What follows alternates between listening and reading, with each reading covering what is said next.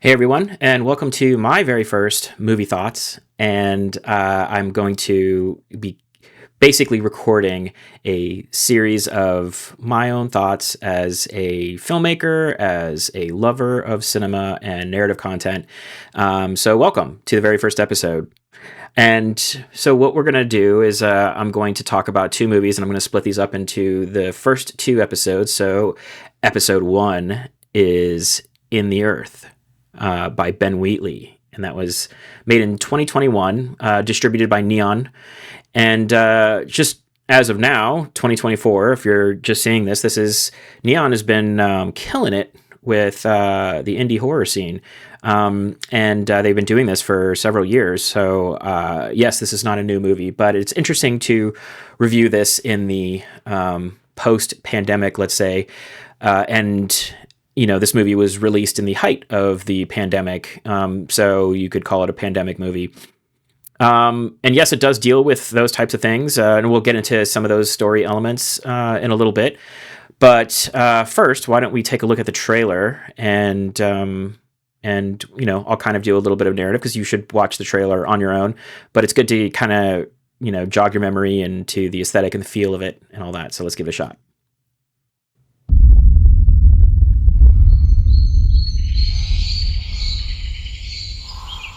He told me his story. These are his memories. Can you feel him now? In the earth? No, I don't know what you mean. Kind of reminds me of a rough Taika Waititi. So what are you working on? Researching ways of making crops more efficient. Funny place to study crops in a forest. We had to send a rescue party in to get a group out a couple of months ago. They got lost. Why didn't they use GPRS? There's no phone reception in there. People get a bit funny in the woods sometimes. It is a trip. Kill List was great. I have not seen High Rise yet. You worried she's going to get you? Yeah, who is it? It's a local folk tale. She's the spirit of the woods.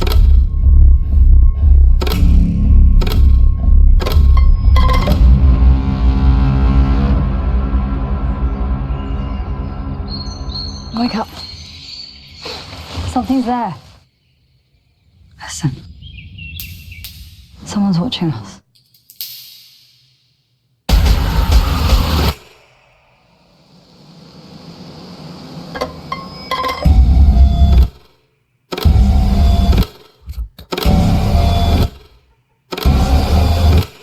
Mushroom I saw spores. something in the woods. Very Last of Us. It wants to talk.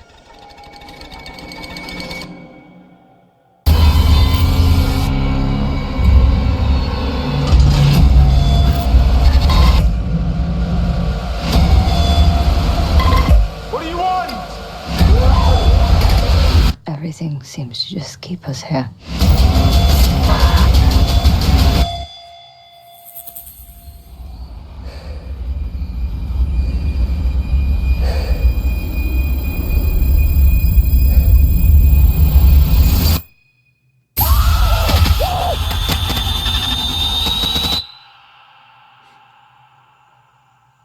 There we go, In the Earth. So this movie, let's start off with a little bit about the summary of the movie, and then I'd like to comment on the director, and we'll get into some of the other things, as any kind of like review thoughts should be. So the gist of the movie is basically we're living in this post-apocalyptic world. There is this crazy virus that has pretty much taken over everything, and this scientist and this he's a park scout. They go into this private area of this park, to do some like routine maintenance and stuff like that, and then they get into it. So I don't want to give too much away, but if I get into spoiler alert territory, then I apologize. But the movie has been out for about 2 to 3 years. So the movie is directed by Ben Wheatley, written by Ben Wheatley, and edited by Ben Wheatley.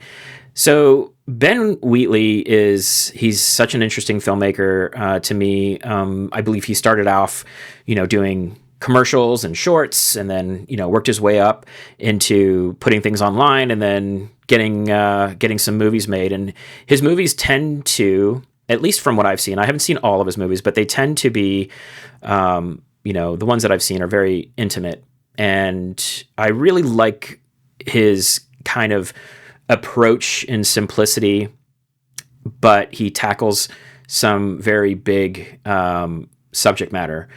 Like, for instance, one of the other movies that I've seen basically two other movies that he's done.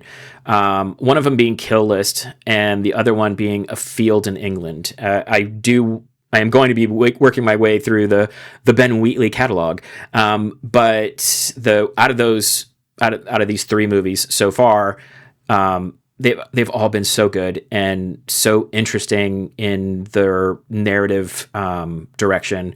So Ben Wheatley is really somebody that I like looking at as a filmmaker. I really love his approach. I think that he does, like I said, he does these like intimate stories, and he tells these grander kind of subject matter with people that you kind of identify with, because it feels so grounded. And I think that's an important thing for the movies that I've seen. Even though the subject matter may not be grounded, his approach to it is very, very much so. And that is, that's a big plus, I think, especially if you are going to have people delve into, the crazy psychological, phantasmagorical, and very much hallucinogenic trips that kind of create these like downward spirals, so to speak.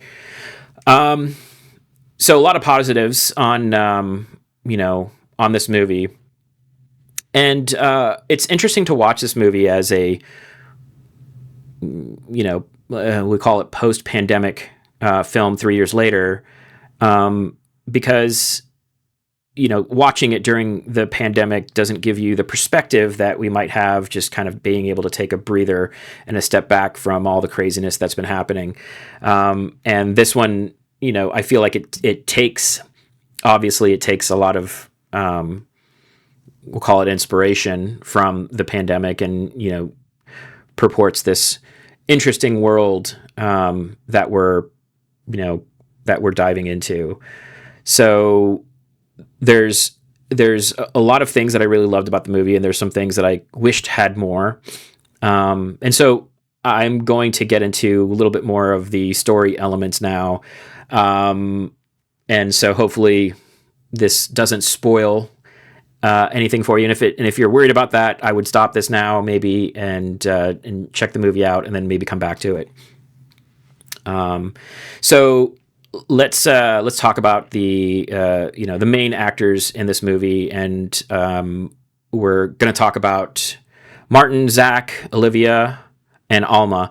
And the main character that we follow mostly are Alma and Martin, played by Joel Fry and Elora Torchia. Oh my gosh, I hope I'm not mispronouncing her name, but amazing performances. I thought they did really, really well. They had good chemistry together, and you're basically following these two characters as they go off into the woods, and they start slowly encountering things that are going to get them in trouble. And so they, run up against somebody at night who beats them up, takes their shoes, and kind of like leaves them for stranded. And this is the character that is Zach, who looks to me in this movie kind of like a really rough, Taika Waititi. But really great character. Zach is somebody who is slightly charismatic, also with an edge, and I thought he was played really, really well. As we kind of meet Zach, it felt a little bit telegraphic because it happened so quickly after a violent attack, and yet the main characters don't really question it. So we give into that, and they feel like maybe there's other people out in the woods. We just didn't really get a chance to see other people that might, kind of be to the contrary of what they might encounter. But as we go along, we meet Zach, and he's charming, invites them into his tent, and then it gets crazier, out from there. And the reason why he kind of gets invited into his tent is Martin steps on something that puts a really nasty gash in his foot, and so he's hobbling along because his shoes were stolen, and so here comes Zach to the rescue, which it just seems so convenient, right? Now there was something in the beginning of the movie that I was trying to think about, and I'm puzzled in a lot of ways in this movie, in some of the narrative devices in this movie. But I'm not angry about that. I actually really love that. I like to walk away from a movie and try to think about, some of the more like esoteric things and in the layers that it might build. I don't really need everything spelled out for me. So I'm glad that this movie doesn't really need to spell everything out. So in the beginning of the movie, we see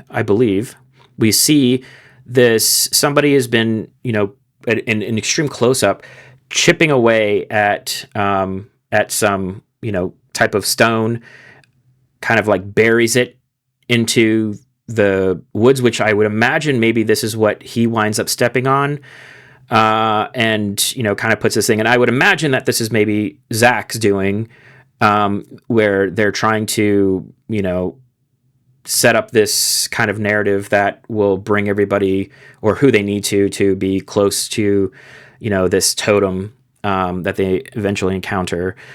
There is a lore to this movie about a presence, but some type of presence, and they kind of hint at it could be like monstrous. The spoiler that I would give away is that, and maybe I'll try to like tiptoe around it, but there's sometimes in these movies where there's a setup and payoff that work or they don't work, and sometimes the payoffs aren't as good as the setups.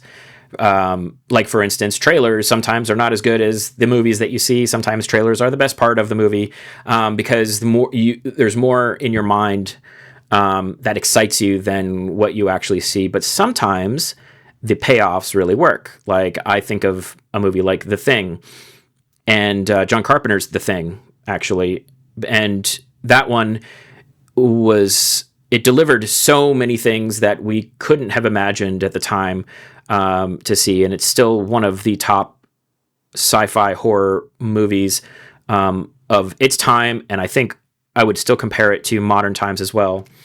And I would equate some elements of this movie to what John Carpenter's The Thing was doing. John Carpenter's The Thing was made during the AIDS epidemic, and this movie made during the pandemic. They both talk about this, Lovecraftian horror, and Lovecraftian is a term that's thrown out, but really it just kind of represents the idea that there is this cosmic element of the unknown that we are afraid of, and it is everything science, and it's everything magic, and it's everything horrific for humans because we're in this existential crisis, and we get a glimpse of God, and God is not all powerful, or not all, it is all powerful to our eyes, but it is maybe not all good for us. And some of those elements are like that. There is this layer of hive mind cult mentality that goes into it, which actually this movie plays into a little bit. And so does The Thing, because The Thing replicates, and it is in its single purpose. And if it and you have everybody else as individuals as scramming, so kind of has those qualities of the thing. But what this movie does, I think, in a simple manner, it does effectively. It doesn't need to be The Thing. I don't need to see another The Thing. I need to see, or I want to see, really genuine, unique stories, and they don't all have to deliver on this like visual spectacle, let's say. But this movie does, and I think this is a thing that I've seen, and it seems like he started this in a field in England, and we deal with the psychological breakdown of these characters, or maybe psychological, what's the word? Like these kind of epiphanies, these kind of religious experiences that people have through psychedelic means. And it happened in a field in England, and it was done in a super interesting way. It happens in this way, in a very interesting way. So it feels like I'm jumping around. I feel like I don't want to give too much away from it, because I really think this is a movie worth watching. I think you should check it out. I was watching it downstairs. So I have a projector, and it's a Epson 4010, really great color space. And I tried to watch this. It was on Disney Plus, but we had commercials, and we literally stopped it, and we rented the movie because I wanted to watch this, unfiltered. I didn't want to watch it with a break of commercials that would take me out of it, because this is not a movie that I feel like you'd really want to watch passively. I feel like this is a good, tight movie that you'd want to watch from beginning to end. And I feel like it's a really great experience. So I'll dive into, some of the other things in it that I think work. And then, why don't I start with some of the things I don't think that works quite well for me. And hey, that's okay. It doesn't work for me. Couple of things that don't work for me, I think, is there is in any story, there seems to be a promise that is to be set up, from the beginning, that we hope to deliver on. And it doesn't, like I said before, it doesn't need to be something that is visual. It doesn't need to be, we don't need to see the physical monster come out and, but I wanted to feel satisfying, and I didn't really quite feel satisfied at the end. And maybe that's just because I was on the ride the whole way. But from my perspective, I think I wanted something more about diving even deeper into the lore, or at least what the characters are going to finally encounter. This is kind of it's a buddy movie, because you have Alma and Martin that are traveling together, and surviving through this, these other crazy characters played. Haley Squires and is Olivia, and Zach is Reese Shearsmith. So you have basically Martin and Alma and Zach and Olivia. Those are the main characters that we would see throughout the movie, right?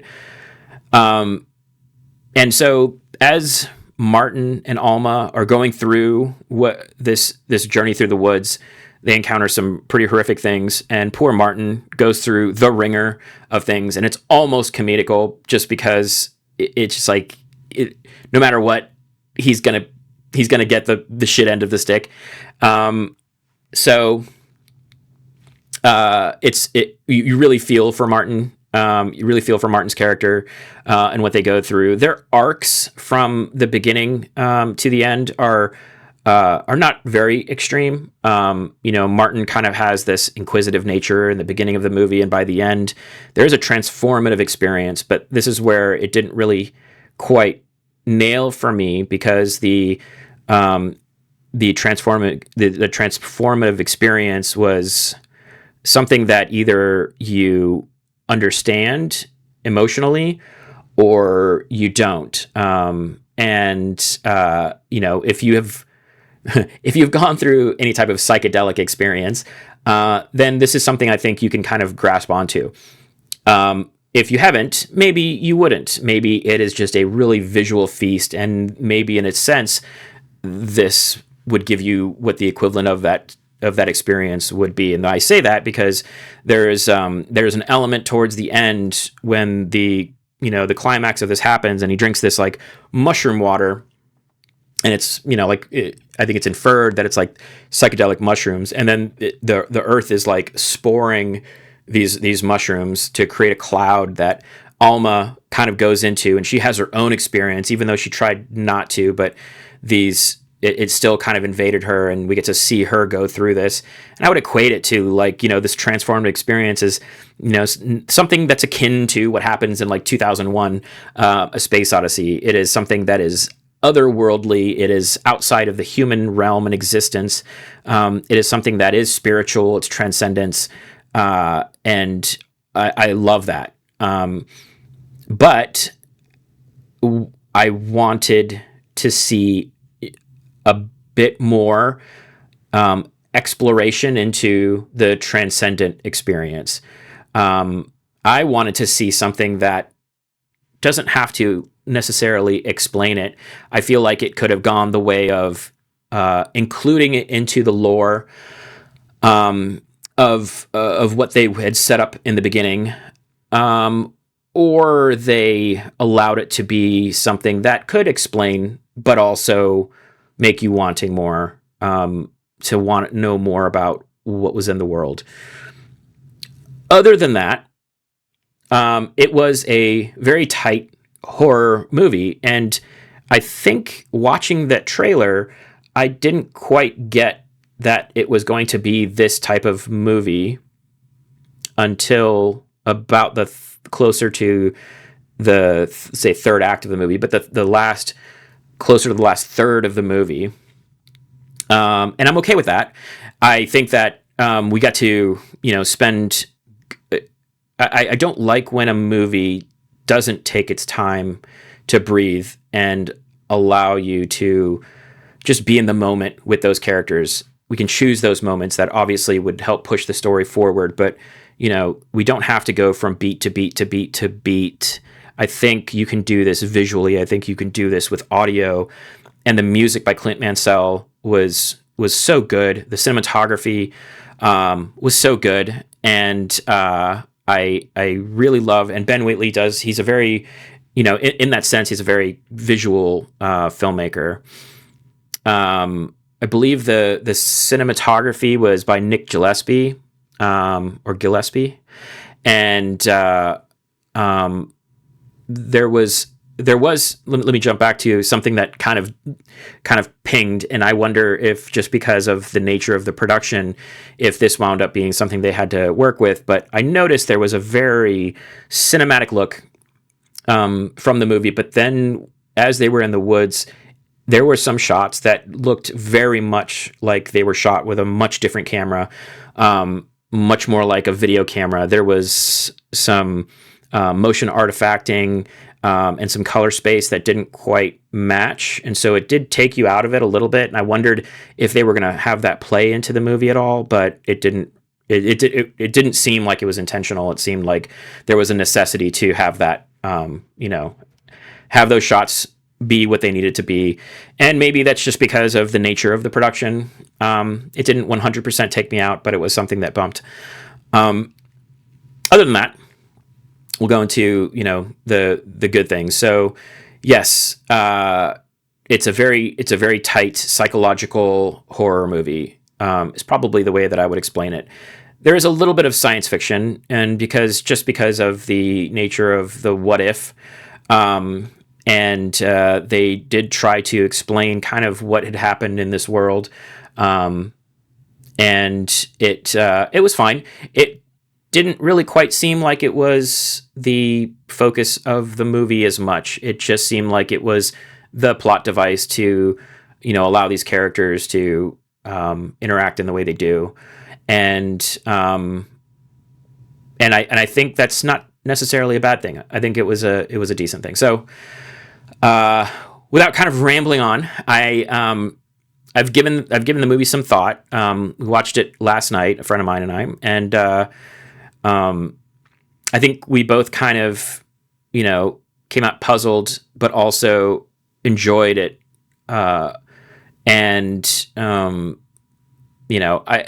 would say that we can give the movie a rating, but I'm not necessarily convinced that I want to do that with movies. I just don't think that that's the case. Is it worth seeing, or is it not worth seeing?